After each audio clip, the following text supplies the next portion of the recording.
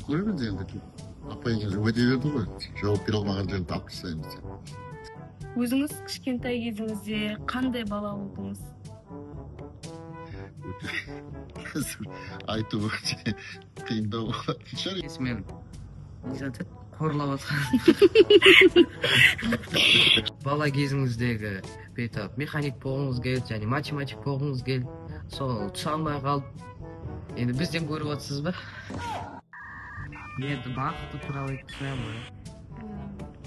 Мектептен Ешқашан кеш емес деп айтайын деп жатыр.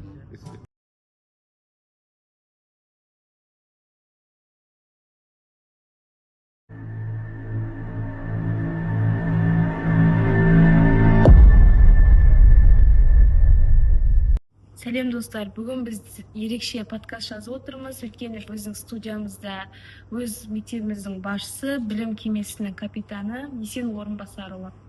Иә, дұрыс айтасың. Бүгін біз мектеп өмірі, жаңа жобалар және оқушылардың өмірі мен қабілеті ашу туралы ерекше әңгіме құратын боламыз. Ендеше сәлеметсіз бе, Есен Орынбасарұлы? Саламатсыздар. Бүгінгі подкасты енді менің ойымша оқушы мен ағай секілді емес, сұхбатшы мен жеке тұлға ретінде жүргізсек, ойыңыз қандай? Келісесіз бе? Келісемін, иә. Жалпы мұғалім мен оқушының арасындағы тұрған ол мектеп өмірі. Сондықтан да қазіргі жастардың арасында жиі қолданылатын заманауи мұғалім деген ұғым кең тарап жатыр. Сіз үшін заманауи мұғалім қандай болу керек? Сұрақтарыңызға көп рахмет. Ұйымдастырып отқан. Қазіргі таңда заманауи мұғалім дейтін қандай болу керек? Енді өзіңіз де осы қазіргі заманда өмір сүріп жатсыңыз ғой. Біздің қазіргі таңдағы мұғалім заманға лайық болу керек деп ойлаймын. Біріншіден. Екіншіден, жаңадан енгізіліп жатқан жасанды интеллект дейміз. Оны да білу керек. Оқушы мен ата-анамен қарым-қатынасты оны да жақсы деңгейде жүргізсе, әрі және өзінің маманы жақсы, пәнінің жақсы маманы болу керек деп ойлаймын. Мұғалім мен оқушының арасындағы қарым-қатынас қандай болу керек сіздің ойыңызша? Оқушы мен мұғалім арасындағы қатынас өте өзекті сұрақ деп ойлаймын өзім. Достық ретінде болса да болады деп ойлаймын. Біріншіден. Екіншіден, қазіргі заманда қай жерге талап етсе де, қай сала болса да ең жоғарғы сапалы мамандар қажет екені белгілі. Мұғалім өзінің пәнін жақсылап сүйіп, соны бітіріп берген болған жағдайда өзі маманы сүйетін болса, оқушы да соны сезіп, жақсы оқиды деп ойлаймын. Оқушы мен мұғалімнің арасында қарым-қатынас туралы айтып жатыр. Енді кейде мынандай жағдайлар болады. Оқушы мен мұғалім арасында қарым-қатынаста бүйтіп достық алға шығып кетуі мүмкін, ал оқу артта қалып қоюы мүмкін. Соған ойыңыз қандай?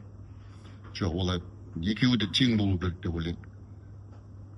Әрі достық ретінде, әрі ұстаз ретінде де оқушыға әр уақытта шабыт беріп отыру керек деп. Яғни шекара болу керек. Шекара болу керек міндетті түрде. Осы жылы оқушылардың белсенділігі туралы және жетістіктер туралы не ойлайсыз және қандай өзгерістер бар осы жылы? Енді мектептің ашылғанына 3 жыл болды. Енді 4-ші жылға аяқ бастық. Жылдан жылға өзіңіз де байқап отырған шығарсыз. Оқушылардың сабаққа қатысу деңгейі жоғарылап келе жатыр. Белсенділік танытады оқушыларымыз. Соның ішінде біз талап ететініміз, мақсатта қойып отырғанымыз, оқушылардың ертеңгі үлкен өмірде, мектептен кейінгі өмірде мектепте алған білімін өмірде пайдалануға, соған тәрбиелеу. Соны пайдаланып келеді деп ойлаймыз. Соның ішінде біздер былтыр мысалы өмірде кездесетін ең бірінші жағдайлар, мысалы өмірде қажетті енгізу үшін әртүрлі бағдарламаларды енгіздік, оқушыларымыз алып кетті деп ойлаймын оны. Осы жылы енді жетістіктеріміз де жетеді. Бірінші тоқсанның өзінде 7-8 оқушымыз аудандық шараларда жүлделі орындарға ие болып отыр. сонымен қоса өзіңіз де белгілі мына оқушыларымызды және компьютер кабинетін аштық 12+1 деп. Ең бірінші офис бағдарламасын үйрету мақсат қойып отырдық. Соны үйренгеннен кейін тағы да бағдарламаларымыз бар. Соны енгізіп, сол бала оқушыларды 5 сыныптан бастап үйрету жоспарлап отырмыз. Енді оқушылардың олимпиададағы жетістіктері туралы айтып жатсыз. Енді бүйтіп мұғалімнің де оған еңбегі зор. Енді сіздің ойыңызша осы жетістіктерге жетуіне не қалыптасады балада? Әрине оқушының жетістігінде міндетті түрде ұстаздың, мұғалімнің еңбегі зор екені белгілі болды. Әр мектепте мұғалім неғұрлым жақсы оқушымен қарым-қатынаста болып, оқушыны олимпиада дейміз, жақсы бағдарламаны, күндегі бағдарламасын өзінің деңгейде, жақсы деңгейде өткізсе, олимпиадаға дайын болады деп ойлаймын. Әрине олимпиада оңай нәрсе емес. Ол жерде әр мектептен барып, жүзден жүйрік, мыңнан тұлпарды туып, сол секілді жақсы оқушылар барады ол жерге. Әрине мұғалімнің еңбегі өте зор деп ойлаймын сол үшін. Және оқушыда олимпиадаға деген, сабаққа деген ынтасы жоғары болу керек. Сонда ғана нәтижеге жетеді деп ойлаймын. Осы оқушылардың ынтасы және осындай білімді, көз ашып, көкірегі ояу оқушылар деген осындай Қазақстанда білім алады, сапалы білім алғаннан кейін шетелге барып, сол елдің экономикасын, сол елдің тарихын дамытуға кетіп қалып, қайтадан Қазақстанға ешқандай үлес қоспайды. Соған ойыңыз қандай? Енді жеке өзі ойым, мысалы мен Қазақстанның жоғары білімдерін, жоғары білімді мамандық алғаннан кейін осы Қазақстанда жұмыс жасағанын қалаймын. Әрине шетелге кетіп жатқандарды өзінің бір жоспарлары бар шығар, бірақ бәрі қайтып, келешекте бәрі қайтып келіп, өз үлестерін Қазақстан дамуына қосады деп ойлаймын. Дұрыс айтасыз, сөзіңізбен келісемін. Енді шетелде қанша оқығанымен отанына да үлес қосу керек деп мен де ойлаймын жалпы. Енді оқушылардың және мектеп өмірінде хабарда екенсіз. Ондай болатын болса, мектепте қандай жаңа өзгерістер болып жатыр? Өзгерістерді жаңада айтып кеттім. Алдымызда тағы да бір-екі жоспарларымыз бар. Оны бір пысықтап алғаннан кейін оны енгіземіз, оның бәрінде өздеріңіз куә болады деп ойлаймын. Жоспарларыңыз туралы айтып жатсыз, сол жоспарларыңызға нақтылап тоқтап кетсеңіз. Жоспар болғанда жаңа айттым ғой, өмірінде кездесетін, мысалы офис бағдарламасының білсін деп отырып, оқушылардан ең бірінші жер балдарға үйретіп жатыр, оны жер балдарымыз куә. Одан кейін мамандықты мектеп табалдырығында жүріп, мамандық алу ретінде қазір үкіметіміз, президентіміз талап қойып жатыр. Бір жоспарымыздың өзі, мысалы, автокөлік жүргізу куәлігін бергіміз келеді мектепте оқып жүрген оқушы. Соны жақсы жоспарымыз іске асып жатса, ол да бір үлкен бір жетістік деп ойлаймын. Кәдімгі мектеп табалдырығында жүріп, жүргізуші куәлігін алып шықса, өте жақсы деп ойлаймын.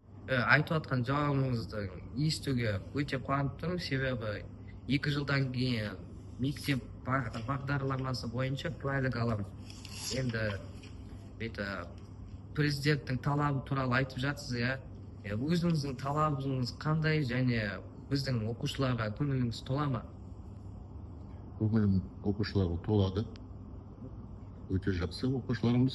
Және жаңа куәлікті, автокөлікті жүргізу куәлігін алу үшін қазіргі заманда өзім байқап отырсыз. Барлық адам куәлік жүргізеді қазір. Көлік жүргізеді. Сондықтан ол келешекте оқушыларымызға қажетті нәрсе деп ойлаймын. Ол бір, екіншіден, оны ашуда қазіргі заңда ережелер өзгеріп жатыр, өте күрделі, өте қиындап жатыр. Талаптары өте жоғары қойылып жатыр. Сол талаптарды орындауға біз тырысамыз.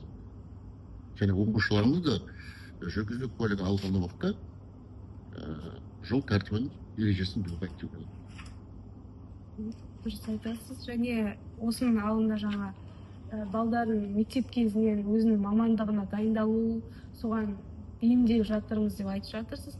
Сол қазіргі кезде көптеген адамдар жоғары оқу орнын қатты маңызды көріп, бір кез келген курстарды оқып, осы мамандықта, осы салада жүре берем деп ойлайды. Соны дәріптейді.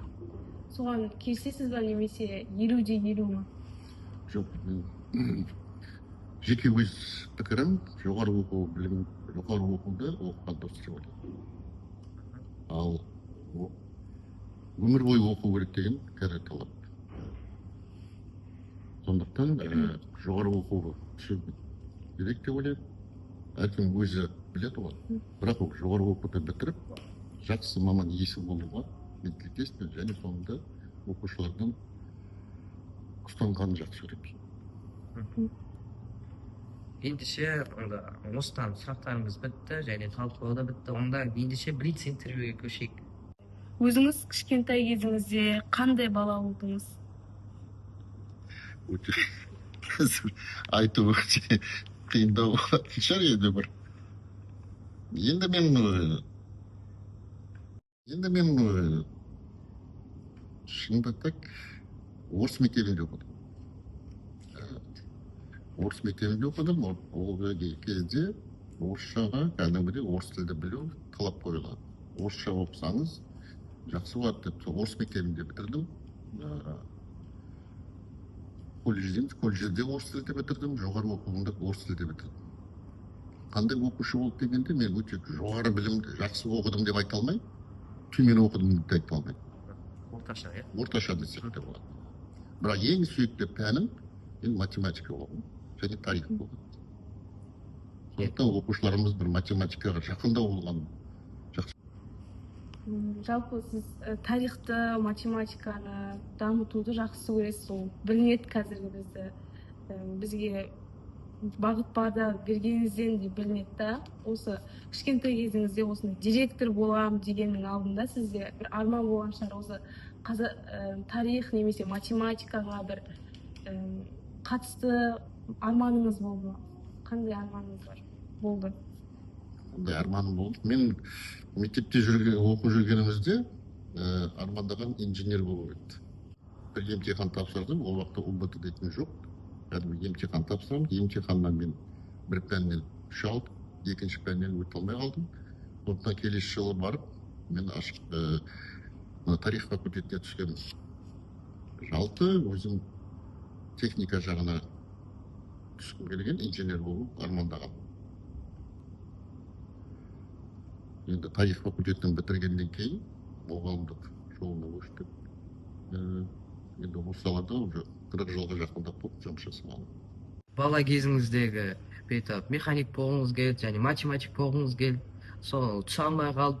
Сол бала кезіңіздегі бізді көріп, өзіңізді көбейту кестесімен, квадраттармен алып жатсыз ба? Жоқ, ол сіздерден кек алу дейтін ешқандай ойым жоқ. Бірақ көбейту кестесін бәр адам білу керек деп ойлаймын. Себебі айналып қарасаңыз, айналаның барлығы математикамен байланысты тығыз. Бір екіншіден көбейту кестесін талап етіп жатқанымыз тек қана көбейту емес, квадрат та бар, ішінде куб та бар, өлшем бірліктері де бар.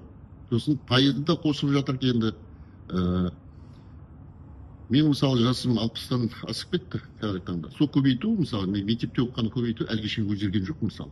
Сондықтан әр оқушы соны білсе, мысалы, ешқандай ол зияны болмайды, пайдасы болмаса. Ол бір, екіншіден ол мәңгілік есінде қалады мысалы. Иә, дұрыс айтасыз. Мысалы деген, қазір көптеген психологтар немесе осы миға қарайтын адамдардың бәрі айтып жатыр. Адамдар деген көп миын напрягать етпесе, миы деген жұмыс жасауын жайлатады және есте сақтау қабілеті де азаяды деп жатыр. Сондықтан келіспеймін сізбен. Өзіңіз, сіздің талабыңыз бойынша мектептің бағыты бағытын ұстану сияқты, әлде олай емес пе? Қазіргі таңда заман талабына қалай жүргіміз келсе, президенттің де талабы. Қазіргі заман талабы да жаратылыстану пәндеріне қарай көңіл бөліп жатыр. Грантты бөлгенде де мемлекетте ертең бұйырса, ұбт тапсырғандар да мына гуманитарлық пәндерден гөрі жаратылыстану пәндеріне грант өте көп бөлінеді. Осындай келе директорымыз оқушылардың жаратылыстану бағытында және осы ұбт-ға дайындалуға бағыттағысы келгенін түсіндік. Бала кезіңіздегі арманыңыз? Бала кезімдегі арманымыз жаңа айтып кеткен инженер болу. Мектептегі ең қызықты сәт? Ең қызықты сәт бастауыш мектепте оқып жүргенімізде Айзат келіп бізге сыйлық береді. Мен соны шын деп ойлайтын. Қай сәтке дейін сол Аяз атаны шын деп елестеттіңіз? 4-ші сыныпты бітіргенше. Мектептің ешқашан кеш емес деп айтайын деп жатыр. Мектептің 3 құндылығын атаңыз. Білім, достық, әділдік.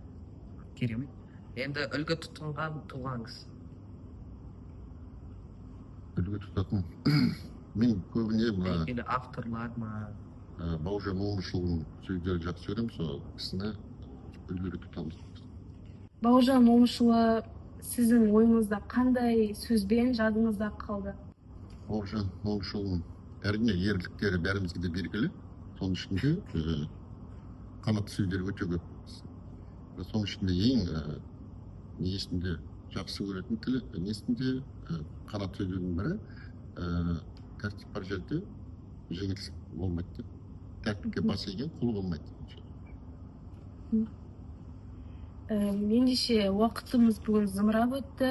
Бүгін директорымыздан сұхбат алып және сол сұхбаттан шабыт берді деп ойлаймыз. Ендеше сұхбатымызды жайлап аяқтасақ. Иә, бұл подкаст менің ойымша керемет өтті. Енді ағайдың ойын білмеймін. Сіздің ойыңша подкаст қалай өтті? Оқушыларға мен рахмет айтам. Нұрдәулетке, Інжуге, мынандай тосын сыйлап жатқаныңызға. Екіншіден, мектепте жақсы үздік оқушыларымызбен сұхбаттасып, басқа оқушыларға да үлгі болады ғой деп сенемін.